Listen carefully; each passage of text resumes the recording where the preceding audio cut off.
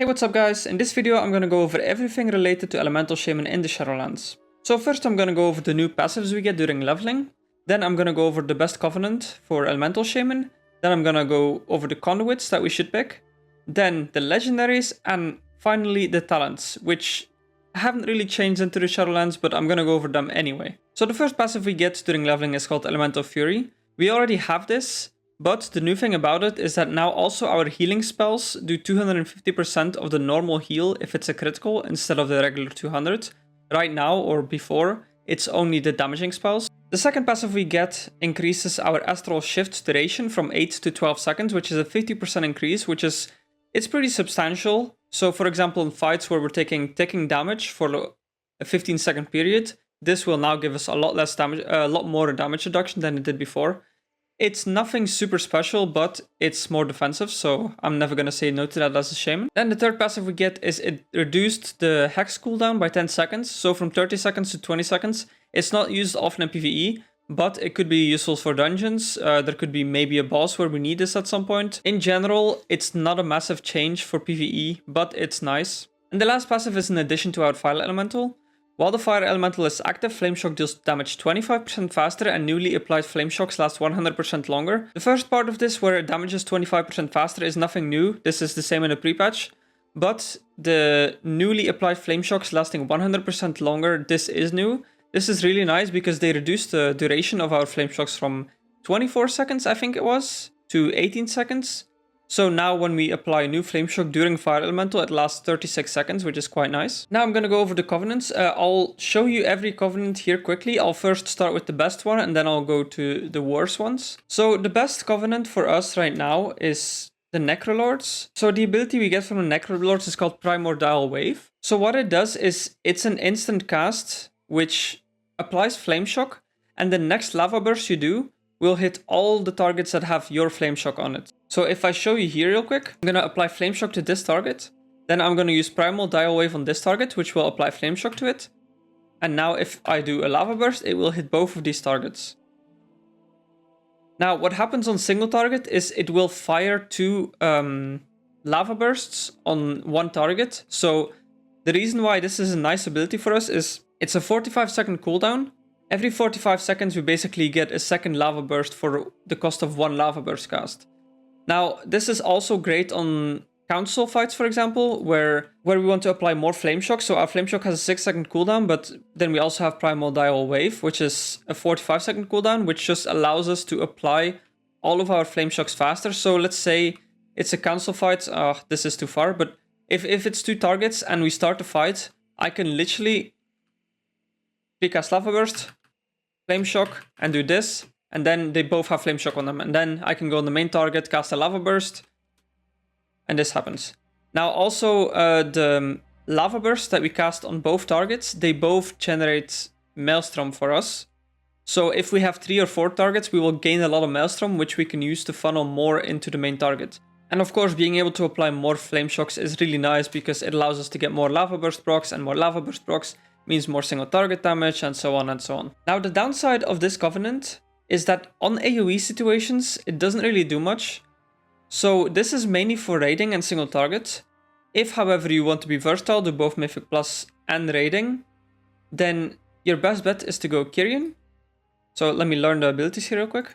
So the Kyrian ability is Vesper Totem. Summon a totem at the target location for 30 seconds. Your next 3 damage spells or abilities will cause the totem to radiate damage to up to 6 enemies near the totem. And your next 3 healing spells will heal up to 6 allies near the totem for X amount of health. This is on a 1-minute cooldown, and you can also replace it if you placed it in a bad location, or if the mobs moved, or if the people you want to heal moved.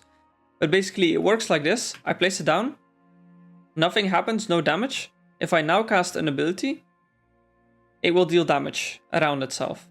Now if I cast an ability on this target, which is not near the totem, it will also radiate.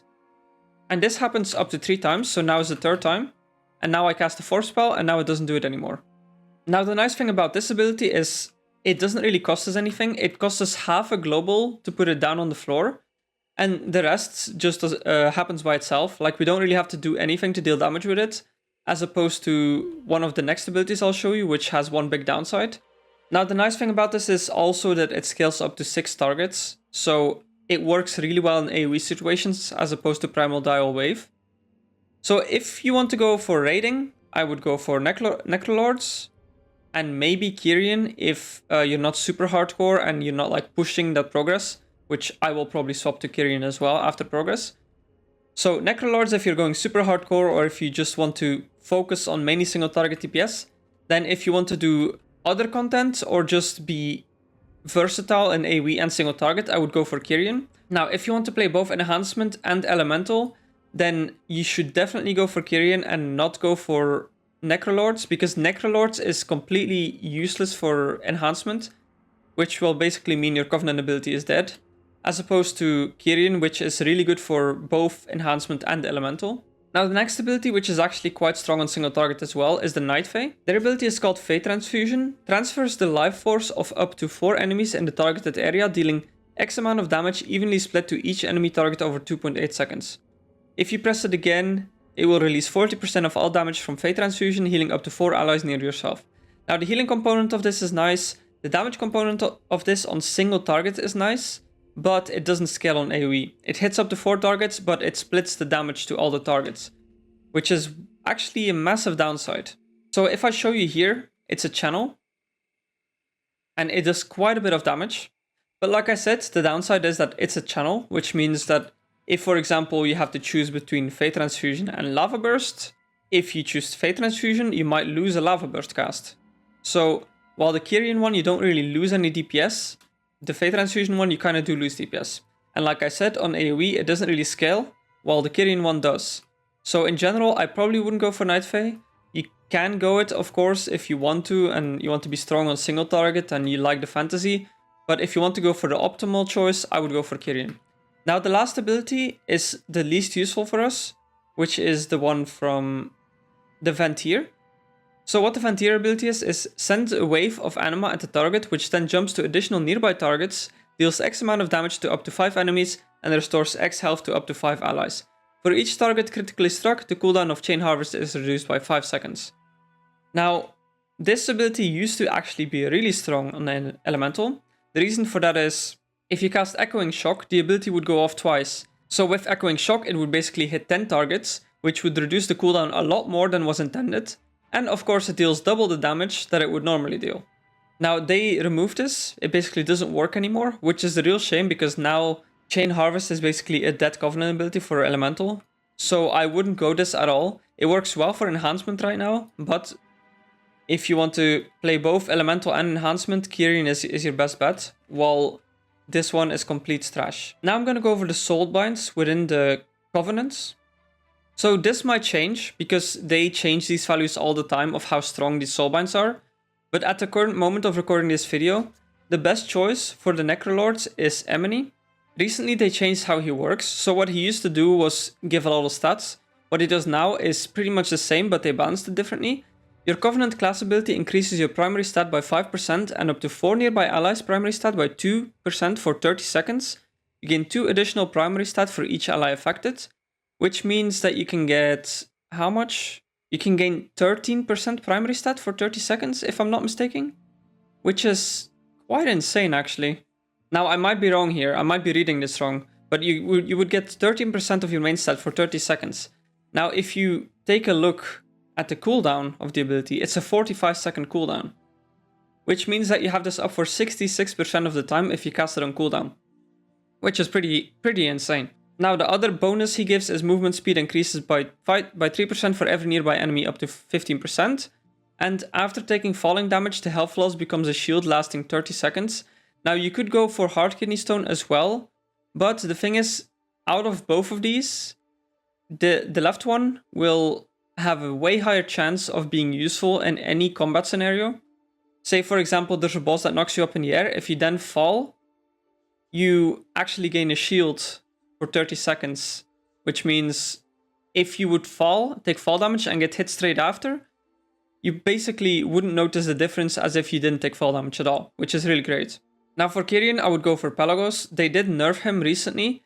This ability where you gain 1% versatility for 6 seconds, every time you cast a different spell or a different ability than last, going up to 3%. this one is removed. Well, it's not removed, but it now increases your magic resistance by 1% for 6 seconds instead of your versatility, which is a big change. But the base passive is still pretty good. Activating your Kyrian class ability increases your mastery by 350 for 10 seconds and occasionally expels sorrowful memories. Walking through sorrowful memories extends its effect by 3 seconds. Combat meditation may only occur once every 1 minute. So basically, if you would have an ability that's on a lower cooldown than 1 minute by the Kyrian, then you wouldn't get it if you would cast the ability again before the 1 minute timer. But for us this is no problem, because Vesper Totem is exactly 1 minute cooldown, which means that you will basically just get mastery every minute for X amount of seconds. I don't know how many of these sorrowful memories get dropped on the floor, but if you pick them all up, it will just, extend by quite a bit. Now, there's not really anything else notable about Pelagos. I'm not going to go over the conduits or the Soulbind abilities, which are not on the row where you would go for your potency conduit, because as a DPS, you pretty much always want to go for your potency conduit. Now that we went over which Soulbinds to pick, I'm going to go over which conduits to pick. So one conduit that you always want to have pretty much is called Call of Flame. It increases the duration of your fire elemental. Now, one thing you have to know about conduits is they scale. So further in the expansion, we will get higher ranks. So if I look Call of Flame, I put it on rank 6, which I think will be the rank we get. Oh, it's kind of bugged, but I think this will be the rank we get in Mythic Week. But at the end of the expansion, will be at 50%. It says 70% here. I'm actually not entirely sure which is the correct one, but it doesn't matter because this is just one of, if not the best conduit for us right now. Now, for the second one, the second potency conduit, I would usually go for the conduit which enhances your Covenant ability. So for the Necrolords, it's Tumbling Waves. Primordial Wave has an X% chance to not incur its cooldown, which means that if you're on a council fight, for example, and you cast a Flame Shock, then you cast Primordial Wave, or the other way around, it's possible that it doesn't go on cooldown. So then you could, for example, cast one Lava Burst, which will then hit both targets, and then cast Primordial Wave again, which will basically mean you get multiple Flame Shocks up really quickly. This is just nice in general, even on single target. Imagine you pull a boss, you precast Lava Burst, then you do Primordial Wave on the boss, and it resets the cooldown of Primordial Wave. Then you cast one Lava Burst, and then you can Primordial Wave, again, and then you can cast another Lava Burst, and it's just nice extra damage. Also, what this means is you could technically play around it a little bit where you would keep the buff up, which is this one from Emily, for longer, which could actually be really nice, because earlier I said it lasts for what was it? What did it say? 30 seconds? I'm thinking this is probably a typo. It's probably 10 seconds like it says here, because 30 seconds of 13% primary stat sounds a bit insane. But if it's 10 seconds, you could literally, you pull the boss, you Primordial Wave, you Lava Burst again, and then you could technically wait until the buff is about to fall off with your primary stat, and then you could cast the ability again, extending the buff. Now this is you'll probably figure this out once Shadowlands goes live and we have more simulations of this. But in general, you should probably go for this one for the second potency conduit. Then the other conduits we have available for potency is High Voltage, which it's not great. Compared to the other ones we have, I don't think this is very useful. Like, imagine a build where you would play Lightning Bolt, which would basically be your Storm Elemental, because when you have Storm Elemental up, you spam Lightning Bolt. But the thing with Storm Elemental and Lightning Bolt is you want to spam your Lightning Bolt as much as possible to gain more haste, and if you generate more Maelstrom, you're just going to be casting Earthshock more. So in the end, maybe it's not even that great. So I don't think we'll see this used much unless something happens, some build gets created, or some balance. Unless something very specific happens, I don't think this is very useful. It's just a single target DPS increase, but nothing crazy. Now the next conduit is Pyroclastic Shock. Earthshock has a 15% chance to extend the duration of your Flame Shock on the enemy by 12 seconds. Now this doesn't sound great. Doesn't sound super useful, I would say. Like, if you would sim it on a pure single target fight, if you can extend it past 18 seconds that Flame Shock can usually be, then it could be good because you don't have to cast Flame Shock. But when you think about it, most fights or a lot of fights, you're gonna find the time to move where you basically don't have anything to press, and then you can cast your Flame Shock anyway. So simulations say it's pretty decent. It's probably slightly, well, it's probably the second best on single target, I would think. But like, this is pure simulation. This is not like actual in-game. Maybe I'm wrong here, but personally, I don't think this is very useful. Now, Shake the Foundations. Casting Earthquake has a 10% chance to instantly cast Chain Lightning at a random enemy in the Earthquake. I would say that this is not insane. The chance is not that high for it to happen. I guess it could be useful in AoE. Now, I heard that this actually consumes your Stormkeeper. If you cast your Earthquake and then this triggers, it will actually consume your stacks of Stormkeeper, which is, personally, I don't think ideal. And if you compare it to the other choices we have in Potency Conduits, I don't think this will see much play. This could be useful in AoE, but personally, unless the sims tell me it's insane or it gets buffed like a lot, I am not going to be using this one. Now for the Potency Finesse Conduits, we have four choices. We have Crippling Hex. Enemies affected by your Hex deal X% reduced damage for 8 seconds after Hex is removed. I think this is mainly a PvP thing.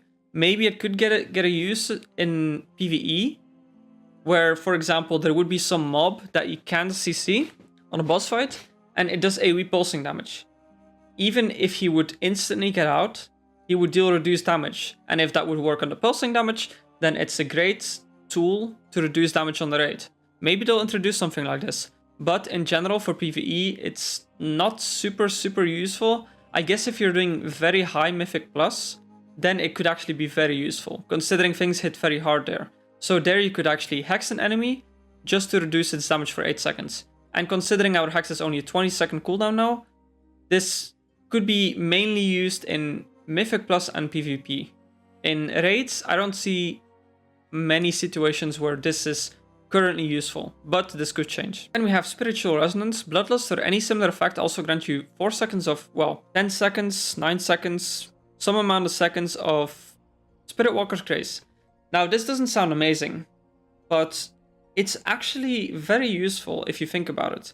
Let's say there's a boss fight where mechanics get put on people at the start of a fight, but you also Bloodlust on pull. Normally what you would do is you pop all your cooldowns, and then you start DPSing, and then you would get an ability on you. You would cast Spirit Walker's Grace to move to where you're supposed to be with the ability that the boss cast on you, but then your Spirit Walker's Grace would be on cooldown. And if you have to move again, and you can't DPS for a while because of it, then you don't have your Spirit Walker's Grace. So this just kind of gives you more freedom. It's not very useful, as in like, I think there's not many bosses where this will be super useful, but it's just a nice thing in general. If you remember that you have it and you cast Bloodlust, you can actually reposition, prepare for the next ability, stuff like that. So it's not completely horrible. Then Thunderous Pawns. Thunderous Paws. Ghost Wolf increases your movement speed by an additional 10% for the first 3 seconds, may only occur once every 60 seconds. Now this scales pretty hard in the later ranks, especially, let's say we have this at the end of the expansion, 40% extra movement speed in the first 3 seconds. That's actually a pretty big cooldown. It can only happen once every 60 seconds, but usually when you Ghost Wolf in a fight, usually, not always, it's because you have to move from something. So let's say you are, I forgot what the name the boss is called, but there's a boss where you get a mark on you, and you have to go to a mark, and you only have like 4 seconds to do it. If you will instantly go into Ghost Wolf, and you'll get there way quicker just because you have Thunderous Paws. So in general, I think this is actually really nice and very useful. Then Totemic Surge reduces the cooldown of Tremor, Earthbind and Capacitor Totem by X amount of seconds. I think this is a PvP thing again. It could be useful in a raid. Let's say if there's a boss that fears everyone what is the cooldown right now on Tremor? It's 1 minute, okay. So if the boss would fear everyone every 46 seconds, then you would have this for every single ability if you have rank 15 of this. So sure, maybe they'll add a boss like that. Maybe it's gonna be useful. But right now, I wouldn't pick it. I would go for either Spiritual Resonance or Thunderous Paws, depending on the situation. Now, the Potency Conduit for the Kyrian is called Elysian Dirge. It increases the damage of Vesper Totem by 55%. Well, it changes depending on the rank, but 55% against the target nearest to it. So this is a single target thing, and you should probably pick this up if you're playing Kyrian, Even in AoE situations, I think it's actually useful. Like, it only increases the single target, but if you compare it to the other potency conduits we have, yeah, then I think that one is still the choice, still the play. So one quick thing I forgot after recording the video, which I'm just gonna edit in here, is there is 3 endurance conduits, and usually you'll get to choose one. So you have Astral Protection, which reduces the cooldown of Reincarnation, and Reincarnating instantly grants you Astral Shift. This could be potentially useful on some fights. There is not that I know of, is there going to be any fight where you have to sacrifice yourself like they did in BFA. But if there is, then I guess this is useful. And just in general, it's nice. Let's say you die on a fight and then you reincarnate. What would happen before is if you're unlucky or you didn't pay attention, you could get one shot because you're low HP. Now this could prevent that. But in general, I would go for one of the other ones, which is Refreshing Water, which increases the healing surge effectiveness on yourself, which is nice. Or Vital Accretion, which is the go-to, I think, which increases your maximum health by a certain percentage. Now, since we don't have many defensives, I feel like this Endurance Conduit is probably the best thing we can have. It actually makes us very tanky, and we could potentially survive very large hits if, for example, we activate our Astral Shift together with popping Earth Elemental. We could potentially survive some very big hits. So in general, I would always go for Vital Accretion if you can. Now the Shaman Legendaries. So the first one is Echoes of Great Sundering. When you cast Earthshock, your next Earthquake will deal 175% additional damage. This is actually really strong for AoE, and actually is very strong on single target as well. So in a world where you would normally cast 2 Earthquakes instead of Earthshock and Earthquake, what you get is you get a free Earthshock, and you get 75% extra damage, which your Earthquake normally wouldn't deal. This is assuming that you would normally cast 2 Earthquakes on top of each other. So on, for example, 2 targets, this is actually really strong, because Earthshock loses less of its value, because it's only 2 targets, and Earthquake in general is just going to do double the damage it usually does, which means instead of 275% of its normal damage, it's going to deal quite a bit more. Then Elemental Equilibrium, dealing direct fire, frost, and nature damage within 10 seconds will increase all damage dealt by 15% for 10 seconds. This can only occur once every 30 seconds. This is just a generic damage increase. I guess you can proc this whenever you want, unless you're playing with Ice Fury, of course. If you're not playing with Ice Fury, you deal fire and lightning damage pretty much always within 10 seconds of each other. And this means that you could just cast 1 Frost Shock and get the buff for 15% extra damage for 10 seconds. Which I guess it could be actually useful for PvP. If you decide to burst someone down, you could be like 3 to 1 go, you cast Frost Shock and you burst. But of course, that means you can't cast Frost Shock outside of this, which, in PvP, I'm guessing you probably want to cast Frost Shock quite a bit. And in PvE scenarios, it's actually not super great. At least not if you compare it to what other legendaries we have available. So I wouldn't go this one personally or craft this one early on in the expansion. Later on, of course, you can craft everything you want. The next one is Skybreaker's Fiery Demise. Damage over time critical strikes reduce the cooldown of Storm Elemental or Fire Elemental, if you picked it. If you picked Storm Elemental, I mean, by 1 second, and Flame Shock has a 15% increased critical strike chance. Now this is actually really strong on council fights. Either fights where the mobs are spread out and you have to DPS both of them, or even fights where there's one priority target and you just have Flame Shock on everything. Because your Flame Shock will 50% increased critical strike chance on Flame Shock is pretty insane when you think about that we deal 250% of normal damage when we crit. And it's increased critical strike chance. So if you have 25% crit already, it's 75% chance to crit. Let's say you have 3 mobs where it's sticking on. It reduces the cooldown by 1 second every time it ticks. And crits, of course, which is quite often if you have 75%. And if you remember, Fire Elemental, when you have Fire Elemental, Flame Shock deals damage 25% faster. So what happens here is you would have Flame Shock on 3 targets, you cast Fire Elemental, they tick 25% faster, they have a very high crit chance because of the Legendary, and they just reduce the cooldown of your next Fire Elemental by a lot. Now, if you think about how we combine this with Call of Flame, where Fire Elemental lasts 46% longer, which it could actually be 40%, I don't know, this could be like bugged and wrong. But if we have this as well, you will reduce the cooldown of your Fire Elemental by so much that maybe if we have enough like haste and stuff, we can just keep up Fire Elemental forever on council fights. Which means that we get a lot of Lava Burst procs. Which means that we get more single target damage.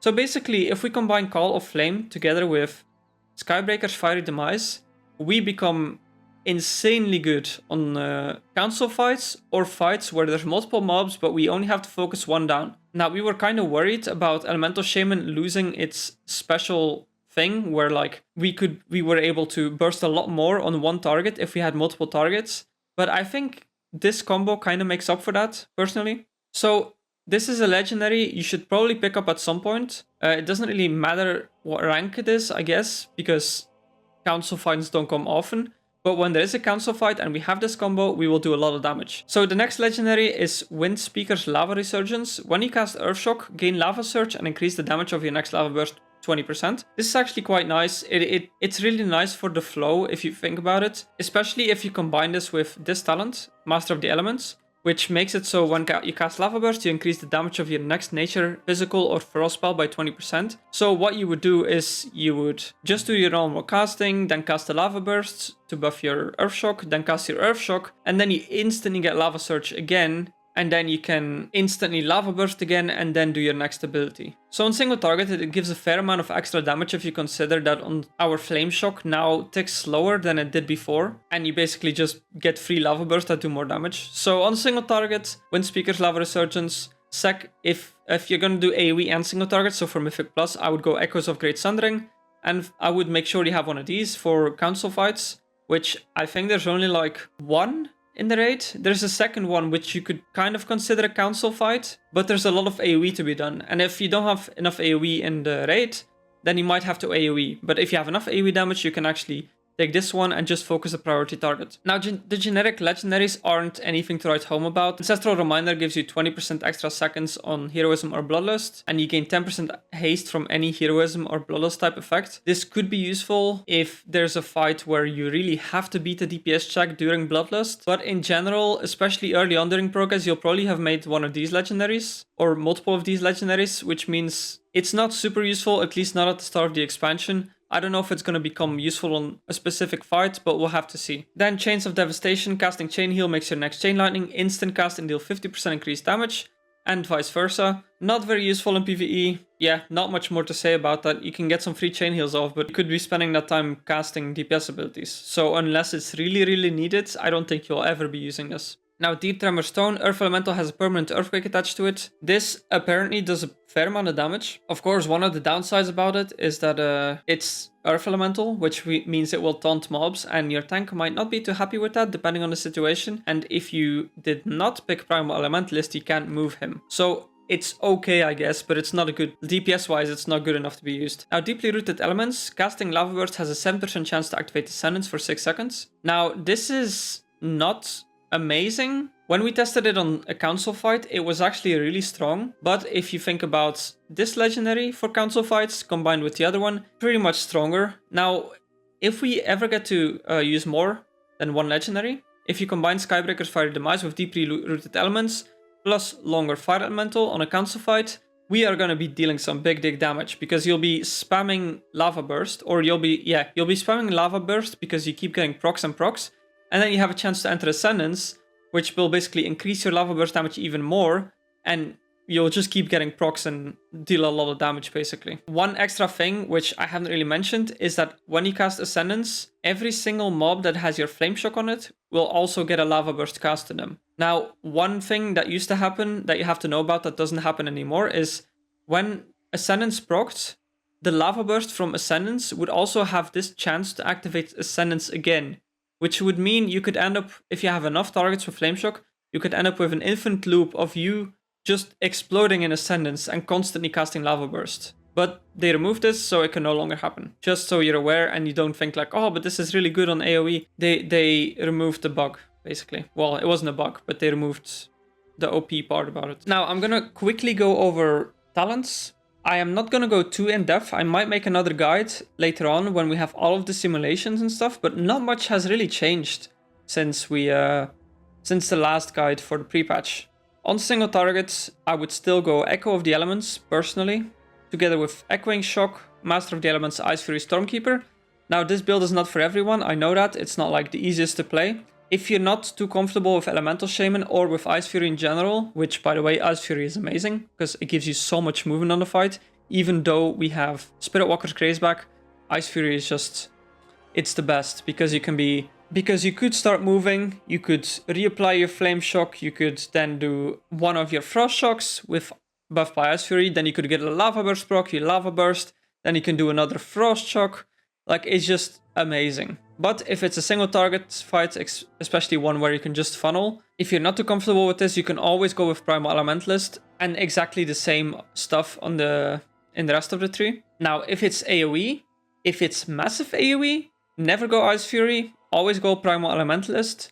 You could go Aftershock. Echoing Shock is still great because you can Echoing Shock and use your Earthquake twice. But with Aftershock, if there's a lot of enemies, you could just 25% of the time get a double Earthquake as well. Which, when you think about it, you would have to, like, on average, every 7.5 seconds, you would have to do an Earthquake with Aftershock enabled for it to be worth more than Echoing Shock, where you get a guaranteed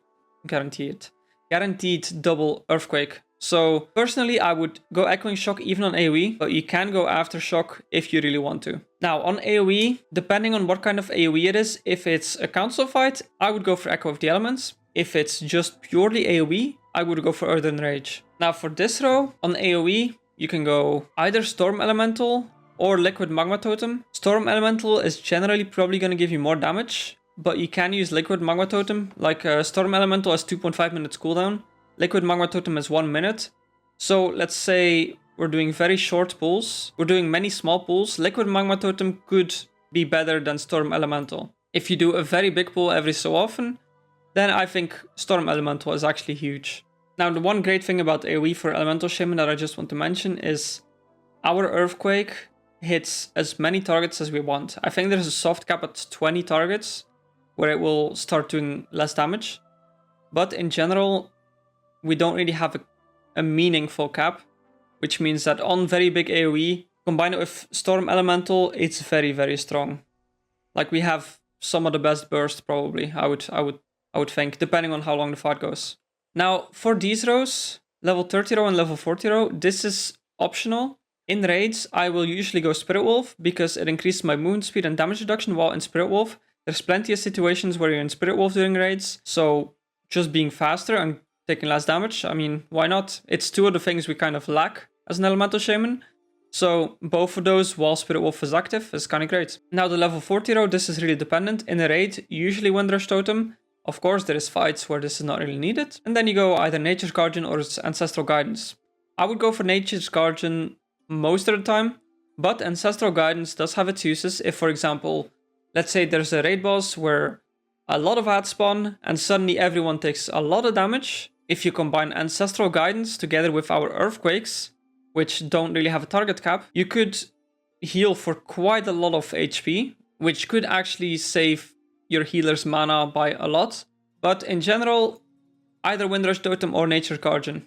Now for the rotation, it's, if you played in the pre-patch Elemental Shaman, it's exactly the same. The additions of the class, the class abilities from the Covenants, they don't really change too much. So for example, if you're Kyrian, you just pop it down and forget about it. Of course, if possible, collect the orbs for more mastery from Pelagos.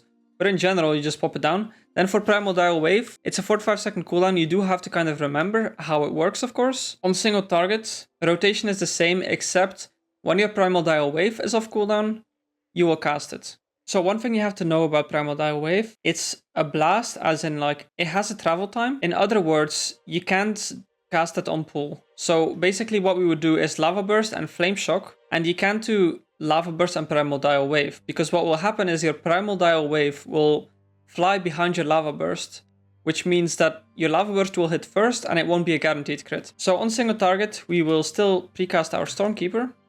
So one special thing about Echoing Shock that you have to know, combined with Stormkeeper, is you can no longer do the triple Stormkeeper thing. If you're wondering what that was, basically what you would do is you would cast Stormkeeper, you cast Echoing Shock, you could cast one Lightning Bolt, and what would happen is, I can show you, well actually I can't show you, what would happen is it would consume your Stormkeeper buff on the hard cast, but then when the cast went off again because of Echoing Shock, it wouldn't consume your Stormkeeper buff, but it would buff the Lightning Bolt without consuming the buff, which means you could do one more Lightning Bolt after and get 3 Lightning Bolts buffed by Stormkeeper, which is very, very strong.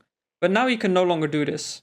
So what you would do now instead is make sure that when you cast Echoing Shock, as opposed to in the pre-patch where you would make sure you cast it with Stormkeeper Lightning Bolts, you now want to make sure you never do this, because there is no point in casting Echoing Shock, then casting an instant cast Lightning Bolt because of Stormkeeper, and then having that bolt consume the second instant cast of your Lightning Bolt.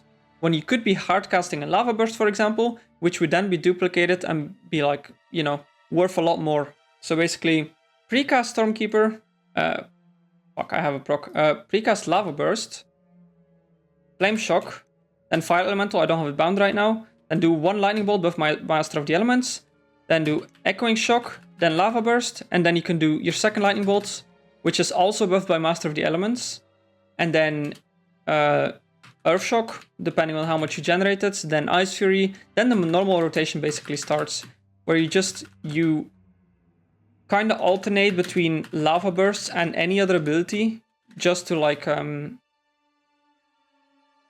buff them by 20% basically. Now you can see, this ability, Primal Dial Wave, is up again. You want to make sure, even if your Flame Shock is basically still ticking, you just want to cast it on cooldown. Because together with the Soulbinds, you'll get a buff for 10 seconds, which is quite a significant buff. So even if your Flame Shock is still like applied, you should still cast your Primal Dial Wave basically on cooldown on single target. On AoE as well, but this is a single target example. Now on 2 targets, only one thing happens if they're spread out. You keep Flame Shock up on both, and yeah, you just keep doing what you're doing, but on 1 target, and you'll get a lot more Lava Burst procs than you usually do. Now, if they're close together on AoE, I can't really show it here. I'm gonna go to the dummies on my other character.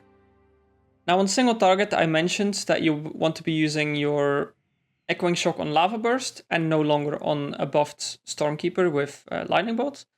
But on AoE, this changes. On AoE, basically, you want to cast Echoing Shock and then cast your Earthquake. So you get double Earthquake for the same amount of Maelstrom.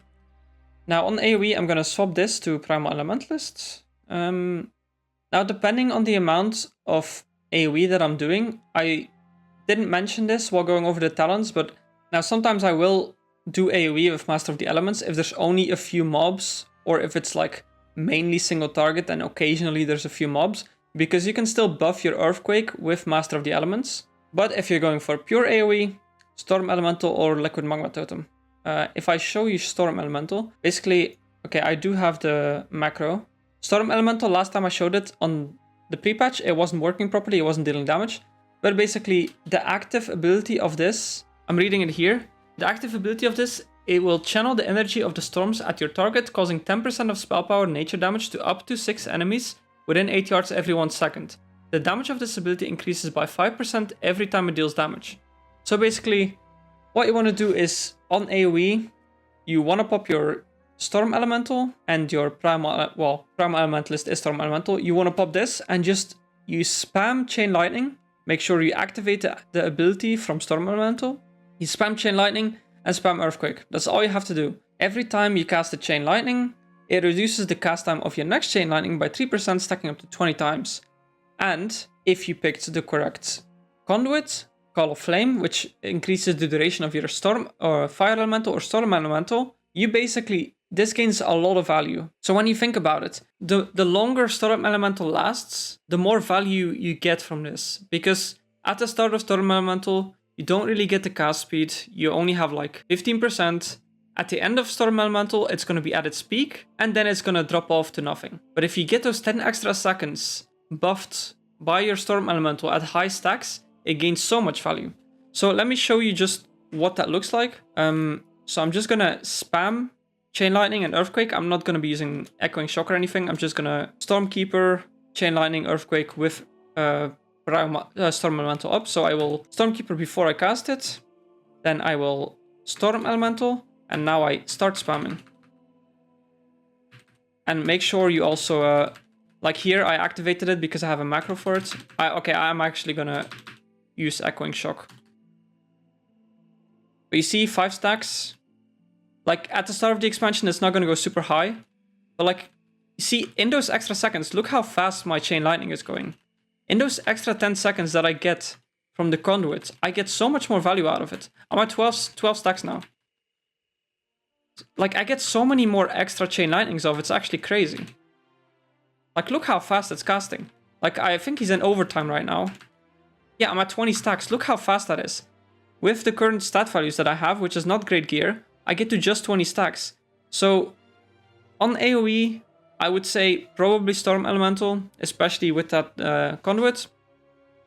But like I said before, Liquid Magma Totem could be really good if it's like short, small pulls, where basically you don't really get the value out of Storm Elemental. If you get a big pull or a pull that lasts quite a while, Storm Elemental is just, it's so good. And as you can see, I didn't really have to cast Flame Shock there at all. I could literally just spam my Chain Lightning and my Earthquake. Now, for situations where it's like, it's almost single target. So for example, 2 targets. On 2 targets, what you're gonna do is you're gonna keep Flame Shock up and you're gonna do your single target rotation basically, but you will cast your Earthquake instead of your Earth Shock.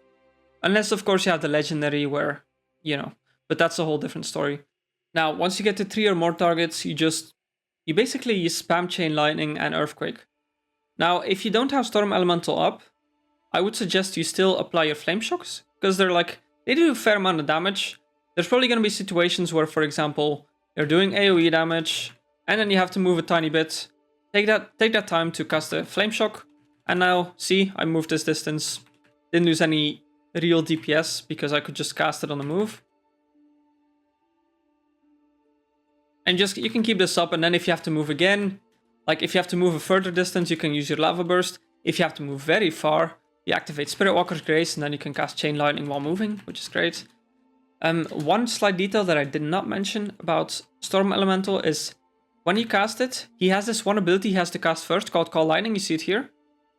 After he casts this, he buffs himself by 300%. So make sure you only activate this ability, which right now doesn't seem to be doing any damage again. Make sure you only activate this ability after he's buffed himself. Because if you would be casting the ability before he cast his own ability to buff himself, you would be losing so much DPS that's not even funny, to the point where it's probably not even worth using Storm Elemental. But yeah, I need to simulate this. You'll probably find out if you go to Icy Veins once Shadowlands actually releases and it's a few weeks in. But I don't think it's really worth, if you're just standing still, to really cast your Flame Shocks anymore on different targets once you have Storm Elemental up, because I think you really want to take advantage of your Chain Lightnings being super, super, super fast and getting those extra Earthquakes off. But this is like a slight detail that we have to find out via simulations. Now, I think I covered everything. There's like a few small things. So, for example, with the Covenants, they all gain a Covenant ability. As a DPS, we don't really look at that. Like, they're not significant enough for us to go over them and let them affect your choice for which Covenant you want to go. So, for example, the is it Necrolords? Yeah, the Necrolords that we chose, they gain an ability that they gain a shield for 20% of their max HP, and it's a channel. Sure, it's nice. Let's say, for example, we can DPS, AoE taking damage, you can use it. It's nice, but it's not really game-changing. So I might go over those in another video, but since this is just a guide for Elemental Shaman, where I'm telling you what the best things are to pick, I'm not going to mention it here. But anyway, thanks for watching the video. If you have any questions, just ask them in the comments and I'll get back to you as soon as possible. This video has been made a week before the Shadowlands release, so things might still change. They might even change during, but because I'm going to be so busy preparing 4 characters for the Mythic progress, I probably won't have much time to make videos, since I'll just be streaming and working on that and taking some free time where I can. But if something significant does change and I do find the time, I will make another video. Anyway, thanks for watching the video, and yeah, hopefully I'll see you in Shadowlands.